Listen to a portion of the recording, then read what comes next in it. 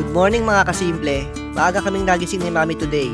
Ako sa pag-edit ng vlog at pag-asikaso ng mga orders. Si Mami naman sa mga gawaing bahay at paghahanda ng baon ni Kuya JR na papasok sa work. Pero si Bunso, medyo nilalagnat pa rin kaya nag-request ng Jollibee. Kaya kahit may sakit si Bunso, lumabas kami ni Mami sa kay ni Puti, ang aming e-bike, para mag-drive-thru at dalan siya ng paborito niyang pagkain.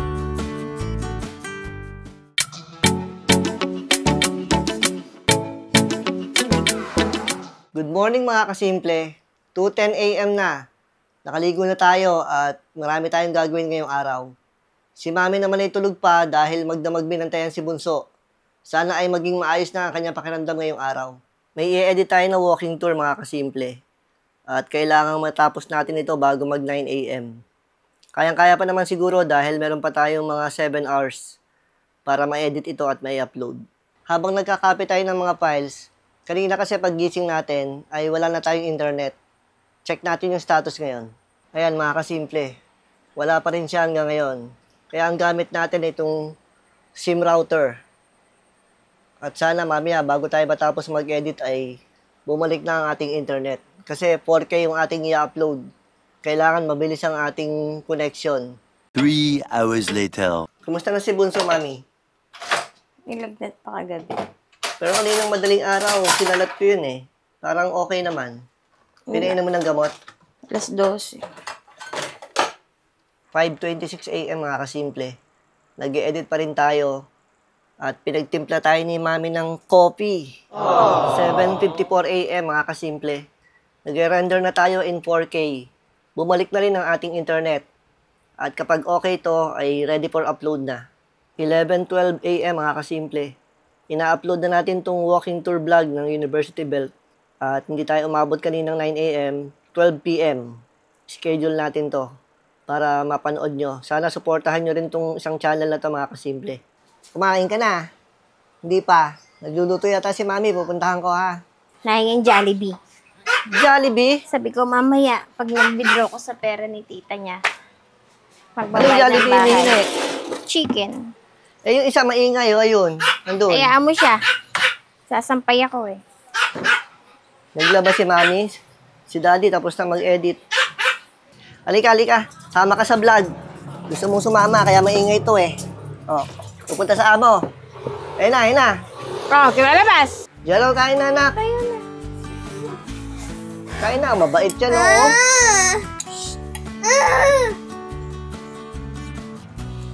Wala pa rin galang kumain si Bunso eh. Hindi. Ano ba yan, Mami? Sabaw ng patola. Patola pala, masarap yan eh. Dali na. Hindi kakain yan para lumakas. Ano gusto mo? Kakain ka o painumin kitang gamot? Ayoko. Unti-unti na. Kain na. Ang lakas-lakas mo kumain pag walang sakit eh. Basta na. Isa pa. Mag-aalas 2 na mga kasimple. Kain muna tayo ng tanghalian. Medyo late na. Eto, kumakain na si Mami. Ano yung kinakain mo? Bahaw. Tapos ano yan? Iklog. Sino nagluto? Ikaw? Si Jiro? Ako, kayo ng maga. Pagbalat mo kong hipon, isa lang. Etong isa, kumusta to? Tulog. Kaya mo kumain eh. Hindi naman nilalagnat. Hindi. Nagpuna siya ng toothbrush. Etong isa. Sa paborito ang patola. Ang ulam mo, patola may hipon. Kakain muna kami. Ito yung pagkain ni Daddy. Ayan, si Inang. Ngayon lang nakita ng mga kasimple ulit sa vlog. Yung isa, etong dalawang mag-ina. Ayan o, nakatanghod. Kanina pa kumain yan. Moments later. Inom agad ng tubig. Inom agad tubig. Tubig agad. Yan yung 3 beses. Para saan yan? Kulay green. Sa pagtulog daw Yan yung pampasarap ng tulog. Oo na, irritable kasi siya. Eh, paano yan? Pinainom mo, di pagdating natin, tulog yan. Di makakain yung Jollibee. Hindi, gising niya mamaya eh, no? Jollibee tsaka ano? Ano pa? Ano pa gusto Jollibee ng lang? Bunso? Aalis muna kami ni Mami gamit si Puti. Magda-drive-thru lang saglit para bilhin ang request ni Bunso habang nagpapahinga siya dito sa bahay.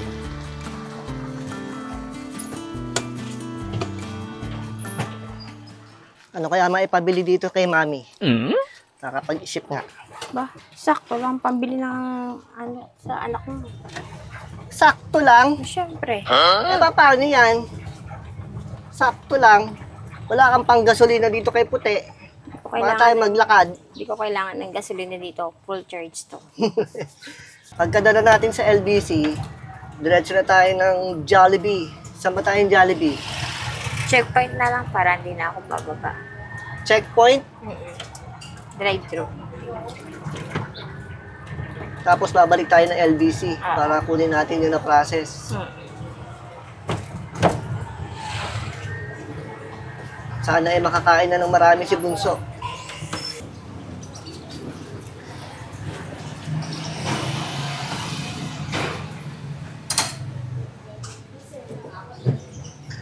Iwan ko na lang, balikan ko na lang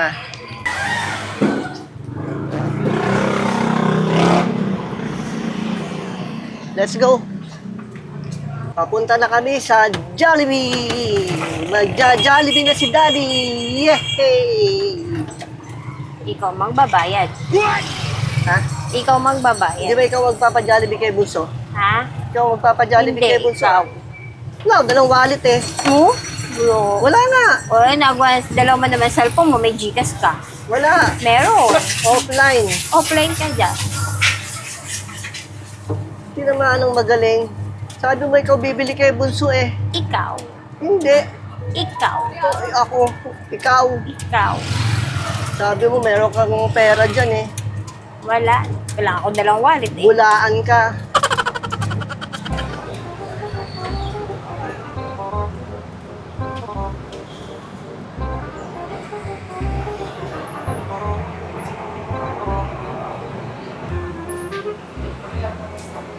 Isang sipay. Coke. Regular lang po yung price. Regular. Tapos isang large price. Yun lang. Bari sa C5 regular price po, then additional large price pa. No? Ha? At mag-addition fee price Large po, price, additional large price pa. So, Ano mga kasimple, in-order ba ako ni Mami? Hindi ko nadidinig eh. Abangan natin ang susunod na kabanata kung in-order tayo ni Mami. Hindi ko alam eh, nag-video lang ako eh.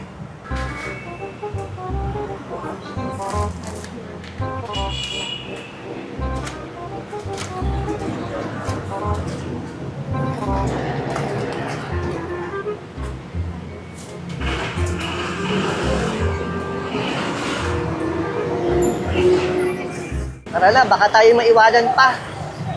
Maraming in-order yata. Kasama ba ako dito talaga? Ha? Hindi.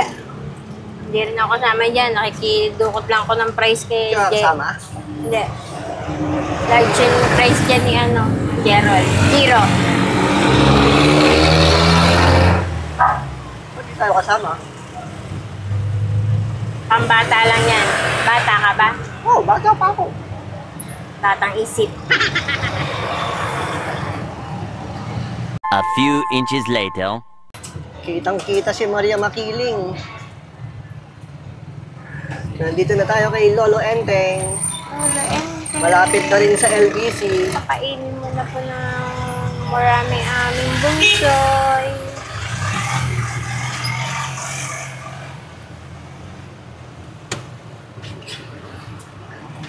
Parking.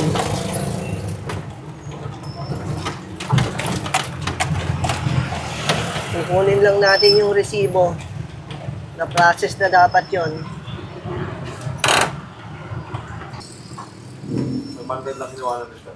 Okay, wow.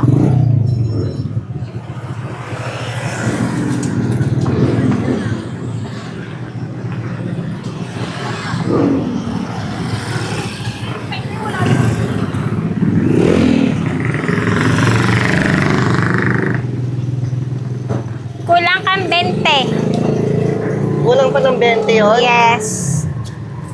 Pauwi na kami. May utang ka sa akin 20, bayaran mo ko. 100 ang balik nun. Ba? May utang ka sa akin 20 eh. Kung may utang, kulang yung iiwan mo doon. Sino ba nagdala kanina? Ikaw. Ikaw kaya.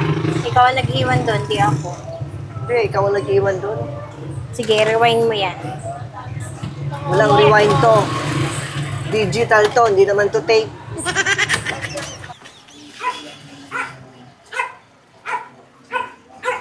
Baka wala mo si Tob-Tob. Mag-iingay yun. May uwi ka ba kay Tob-Tob? Wala ka namang uwi. Wala, palo. May uwi ako sa kanyang palo. Batok. Kawawa naman, wala na nga uwi. May palo pa.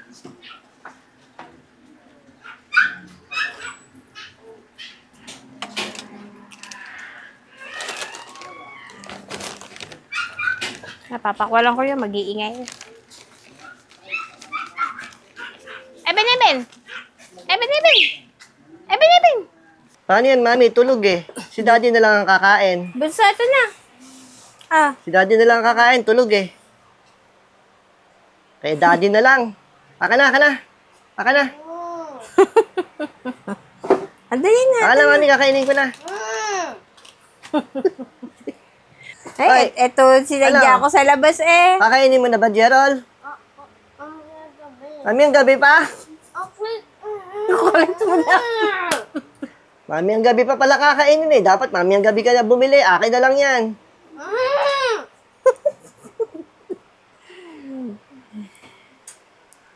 Mukhang pagaling na, nangaaway na eh. Ikaw, ano gusto mo?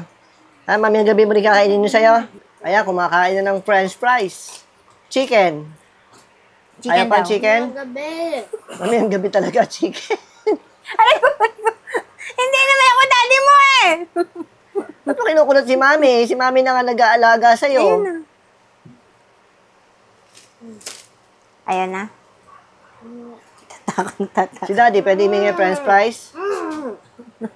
Hingi ako french fries. No. Dalawa yan eh. Nakikirgiro niya. Nakidiro na ba? Kung may yung tubig mo, hawakan mo ang tubig mo. Pinapawisan ng bunso. Anong oras na ba, ma?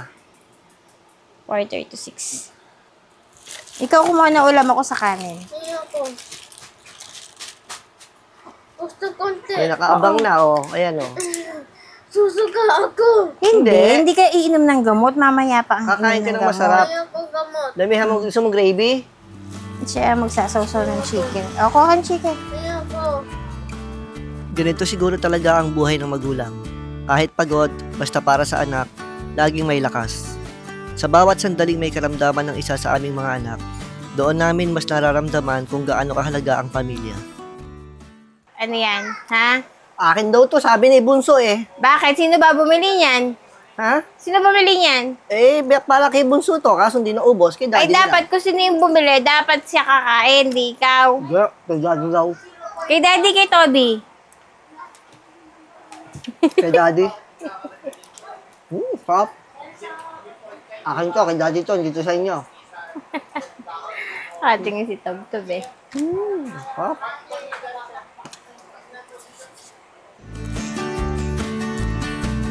Pagod man si Mami sa magdamag na pagbabantay, hindi pa rin niya iniiwan si Bunso. Ganito talaga ang isang ina. Kahit tulog, ramdam pa rin ng anak ang kanyang pag-aalaga. Kinaumagahan, medyo mas maganda na ang pakiramdam ni Jeron. Si Mami naman, tuloy pa rin sa pag-aalaga. Pinapakain niya para lumakas at tuluyang makabawi. Oh, konti na to. Ubusin mo to. Konti na nga to. Kita mo lang. Hindi natin kasi isasabay sa pag-inom ng gamot para hindi ka masusuka, di ba? Yan, oh. Very good. Kasunod ng pagkain, pinainom na rin siya ni Mami ng gamot. Lahat ng ito para tuloy nang gumaling si Bunso at makabalik na sa kanyang sigla. 1 PM na mga kasimple. May bagong thermometer na binili si Mami. Tingnan natin ang temperature ni Bunso. Ipit. Yo, very good. Wait lang natin. Oh, wag ka lang humiga. Upo lang. Upo lang. Wait lang. Tumunog na. At, ayan mga kasimple. 37.1. Very good. Kailan huling uminom ng gamot si Bunso, Mami? 7 a.m. At ngayong mas maayos na ang pakiramdam ni Bunso, balik na rin kami sa aming mga gawain. Si Kuya Jiro naman, katulong namin sa pagpapadala ng mga order sa LBC. Si Gerald ay okay na mga kasimple. Salamat sa Diyos.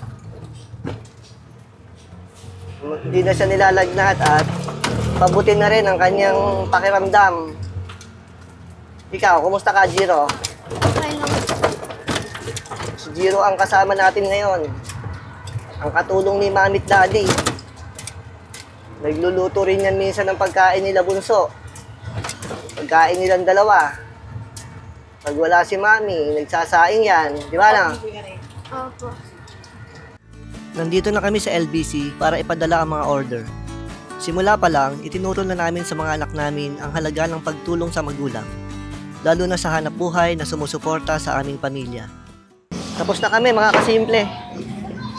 Uwi na tayo.